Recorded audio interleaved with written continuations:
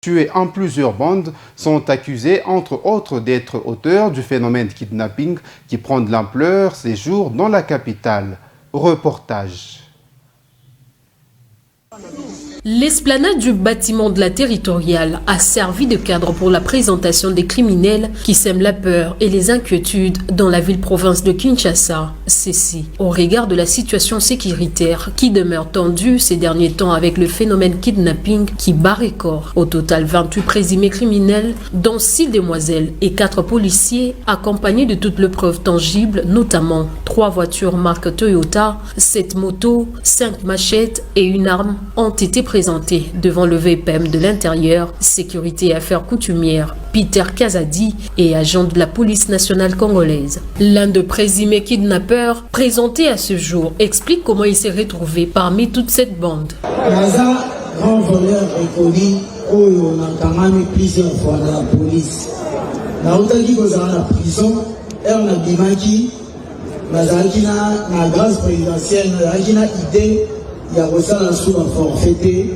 Si il y a beaucoup de fashion, ou la venduana, avec recruter avec que il faut beaucoup de enlèvement. Il y a une équipe, mais équipe mais en prison. Avec ici, il y a soulevé sous le major organe. Il y a des que organe bazala mutu bateka kango mais ceux qui bakati mutu ba organe batika kaite pona ko effacer trace donc ceux qui sont dans la famille oyo ba enlevant de kola bango amona na lisute c'est que bakata ke ba organe et puis ils ont la place bakonda qui est donc wana il faut que solana monsieur fashion. Jetant le fleur à la police nationale congolaise d'avoir mis hors d'état de nuire ces criminels, le patron de la territoriale, Peter Kazadi Kankonde, souhaite mettre tout le moyen en œuvre pour en finir avec l'insécurité dans la ville de Kinshasa. Une occasion pour lui de rappeler que la sécurité demeure une affaire de tous. Ils ont 5 en collaboration et la population n'a pas service de l'ordre. Donc, dans nos 5 à la population, collaboration n'a pas service dans la vie. Dans la plupart de nos quartiers, par social des années. Pour y le commissariat provincial et Siga Isaïe. Commissariat général, ils ont à Kinshasa. Ce qu'on dit que, à niveau de quartier et comité, maintenant, à niveau de Nikolo, dénoncer par Miyibio, dans le quartier Nabino. Et pour Sungabiso. Notons par ailleurs que, depuis quelques mois, la ville de Kinshasa demeure le bastion de l'insécurité, une situation qui inquiète ses habitants. Et puis, au Nord Kivu, une délégation des membres de l'équipe technique ad hoc est arrivée au bureau de l'autorité provinciale du Nord Kivu pour les civilités. C'est lundi 3 juillet 2023 pour une mission d'évaluation du mandat de cette force régionale déployée dans cette partie de la République démocratique du Congo. Le commandant adjoint de la force terrestre de l'armée burundaise et chef technique de l'EAC, le général Sibomana Ignace, a déclaré que les travaux de l'équipe ad hoc vont débuter aujourd'hui mardi. Reportage.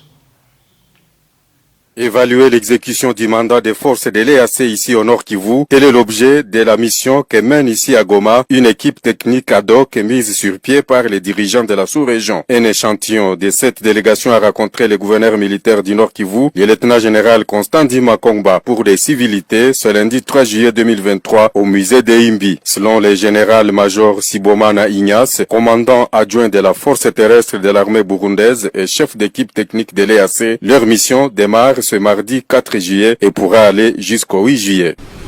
Oui, on venait juste pour présenter les civilités et informer l'Excellence et Monsieur le Gouverneur que les membres de l'équipe technique sont... Certains membres de l'équipe technique sont déjà arrivés, les autres sont en cours. Deuxièmement, on devrait bien sûr lui informer que les travaux vont commencer demain. Nous avons les travaux en salle et les travaux sur terrain, c'est ça. On compte terminer les travaux sur terrain le 8 courant. Bon, je pense que la mission a été définie par L'Euro 4, c'est-à-dire les chefs d'État des pays membres de l'EAC, je pense que la finalité sera définie par eux-mêmes. Et rappelons que les forces de l'EAC ont été déployées au Nord Kivu à la suite de la guerre imposée par les Rwandais. C'est la fin de ce bulletin d'information. Retrouvez Mariam Soni à 20h pour le journal télé. À très vite.